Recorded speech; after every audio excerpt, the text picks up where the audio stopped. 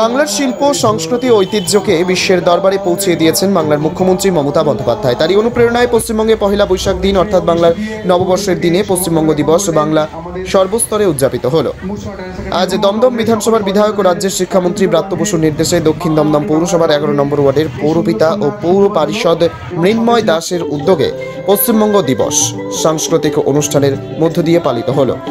অনুষ্ঠানে তৃণমূল কংগ্রেসের একাধিক নেতৃত্ব ওয়ার্ডের সাধারণ অধিবাসীবৃন্দ উপস্থিত ছিলেন।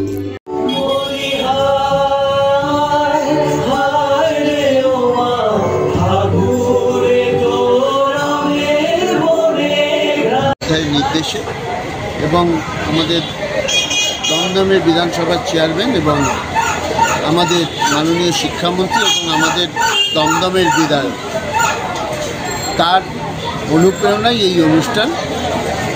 আপনারা দেখেছেন ছোটো ছোটো শিল্পী থেকে শুরু করে আমরা এখন গান হচ্ছে। আমাদের এই বাঙালির যে সংস্কৃতি, বাঙালির যে কালচার, এই পশ্চিমবঙ্গ দিবস সে